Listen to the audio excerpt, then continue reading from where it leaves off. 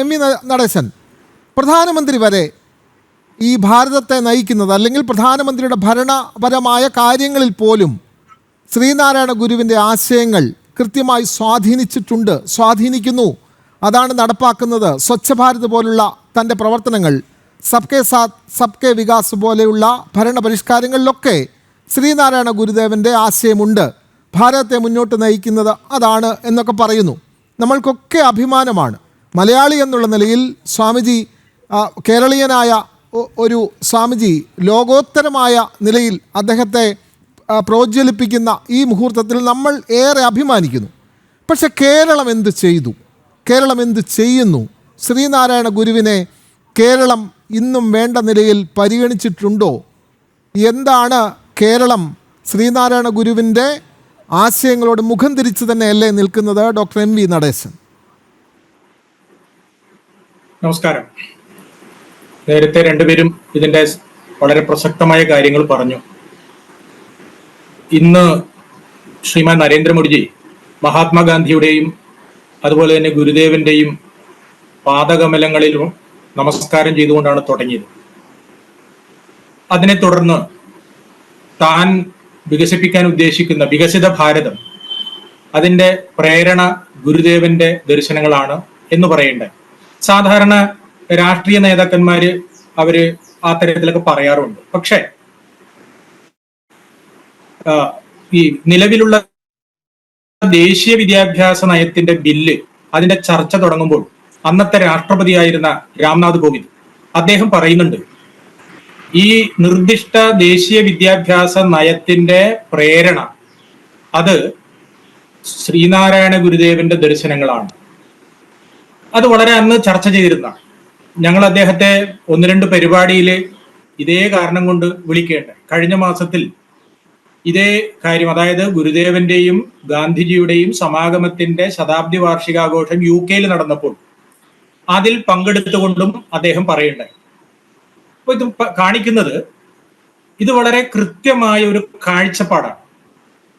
വിദ്യാഭ്യാസവും തൊഴിലും അതുപോലുള്ളതായ സ്ത്രീ വിദ്യാഭ്യാസം, വ്യവസായം, സംഘടന തുടങ്ങി പല കാര്യങ്ങളിലും ഗുരുവിന്റെ ദർശനം ഏറെ, അദ്ദേഹം പറയുന്നൊരു വാക്കുണ്ട്, അതായത് ഇത്തരത്തിൽ സേവന രംഗത്ത് പ്രവർത്തിക്കുന്ന ആളുകൾക്ക് പ്രകാശസ്തംഭമാണ് എന്നാണ് പറഞ്ഞത്.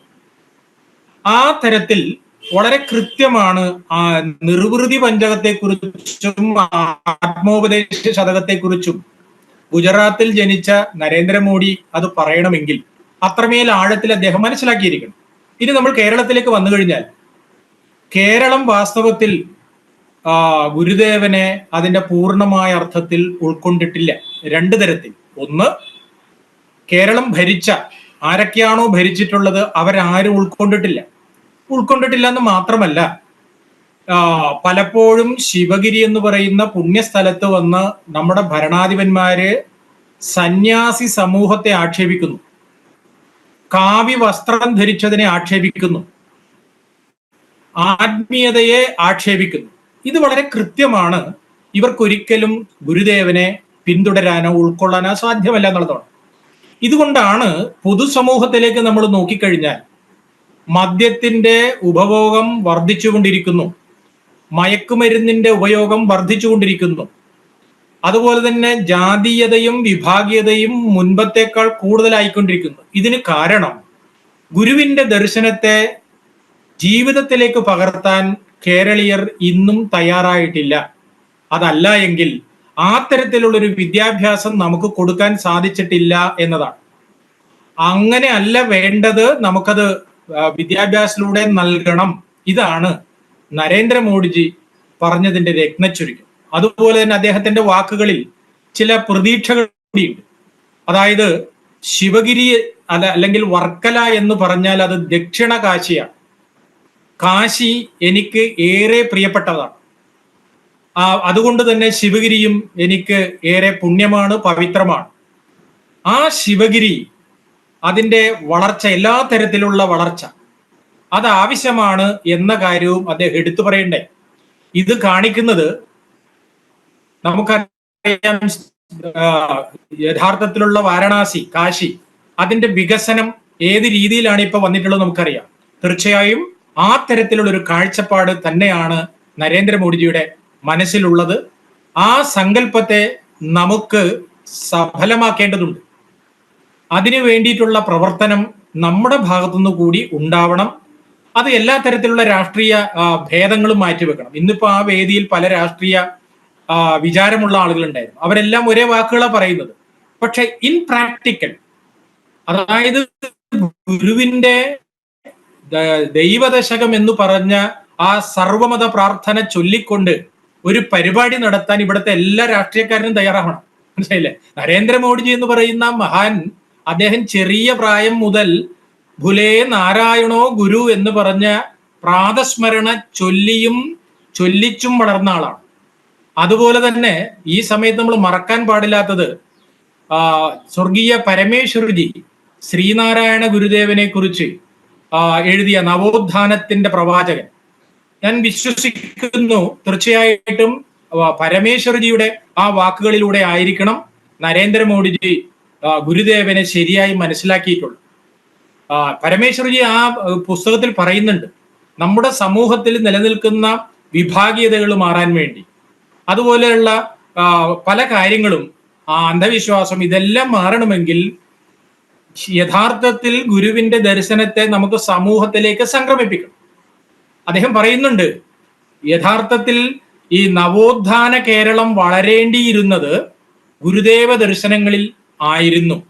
എന്നാൽ ആ ഗുരുദേവ ദർശനങ്ങളെ മാറ്റിവെക്കുകയും നമ്മുടെ നാടുമായി യാതൊരു ബന്ധമില്ലാത്ത ചിന്തകളുടെ അടിസ്ഥാനത്തിൽ കേരളത്തെ വികസിപ്പിക്കാൻ ശ്രമിച്ചതിന്റെ ദുരന്ത ഫലമാണ് നമ്മൾ ഇന്ന് കണ്ടുകൊണ്ടിരിക്കുന്നത്. അതുകൊണ്ട് എനിക്ക് പറയാനുള്ള ഒരു കാര്യം, ഇനിയെങ്കിലും ലോകം ഗുരുവിനെ നെഞ്ചോട് ചേർക്കുമ്പോൾ നാം കേരളീയർ ഒരു തരത്തിലും കൈവിടാൻ പാടില്ല. നാം കുറെ കൂടി മുറുകെ പിടിക്കേണ്ടതുണ്ട്. നമ്മുടെ വിചാരത്തില്, നമ്മുടെ പ്രവർത്തനങ്ങളിൽ എല്ലാം ഈ കാര്യം വരേണ്ടതുണ്ട്. അത് മദ്യത്തിന്റെ കാര്യമാവാം, മയക്കുമരുന്നിന്റെ കാര്യമാവാം, അതല്ലെങ്കിൽ ഇന്ന് ലോകത്ത് നടന്നുകൊണ്ടിരിക്കുന്ന യുദ്ധമാവാം. ഇതെല്ലാം തന്നെ ഒറ്റ മന്ത്രത്തിനെ സാധിക്കുകയുള്ളൂ. അത് രാധാകൃഷ്ണൻ സാറ് പറഞ്ഞതുപോലെ അദ്വൈതം എന്ന ഒരു മന്ത്രത്തിനാണ്. ഒരു കാര്യം കൂടി ഞാൻ കൂട്ടിച്ചേർക്കാൻ ആഗ്രഹിക്കുകയാണ്. ഇതിനെ പിന്തുടർന്നാണ് പിൽക്കാലത്ത് നടരാജഗുരുവും നിത്യചൈതന്യ യതിയും ലോക സമാധാനത്തിന് വേണ്ടിയും ഏകലോക ദർശനത്തിന്റെ അടിസ്ഥാനത്തിലുള്ള വിദ്യാഭ്യാസത്തെക്കുറിച്ചും സാമ്പത്തിക ശാസ്ത്രത്തെക്കുറിച്ചും എല്ലാം ഗൗരവമായി ചിന്തിച്ചിട്ടുള്ളത്. അതിന്റെ ഒരു പിന്തുടർച്ച കേരളത്തിൽ നിന്നുണ്ടാവണം. അതിനുള്ള ഒരു വിദ്യാഭ്യാസമാണ് ദേശീയ വിദ്യാഭ്യാസം. അത് ഉൾക്കൊള്ളാൻ ഇതിന്റെ ഭാഗമായിട്ടുള്ള IKS, ഇന്ത്യൻ നോളജ് സിസ്റ്റം, അതിൽ ഇത്തരത്തിലുള്ള മഹാന്മാരുടെ ജ്ഞാനത്തെ പഠിക്കുന്നതിന് വേണ്ടിയിട്ടുള്ള സ്പേസ് ഉണ്ട്. പക്ഷേ അതെല്ലാം തന്നെ അതത് സംസ്ഥാന സർക്കാരുകളുടെ പരിധിയിലാണ് നിൽക്കുന്നത്. അതുകൊണ്ട് കേരളം ഭരിക്കുന്ന അത് ഏത് പാർട്ടി ആയിക്കോട്ടെ, അവര് ഇതിനെ ഉൾക്കൊള്ളാൻ ശ്രമിക്കണം. നമ്മുടെ ഭാവി തലമുറയെ ഓർത്തെങ്കിലും, തലമുറയെ ഓർത്ത് ഗുരുദേവ ദർശനങ്ങൾ പാഠ്യപദ്ധതിയിൽ ഉൾപ്പെടുത്തണം. അത്തരത്തിലുള്ള കാര്യങ്ങൾ വേണം. പക്ഷേ നമ്മുടെ ഭരണാധികാരികൾ റാപ്പർ വേടനെ പറ്റി പഠിക്കാനാണ് പാഠ്യപദ്ധതിയിൽ ഉൾപ്പെടുത്താൻ പോകുന്നത്.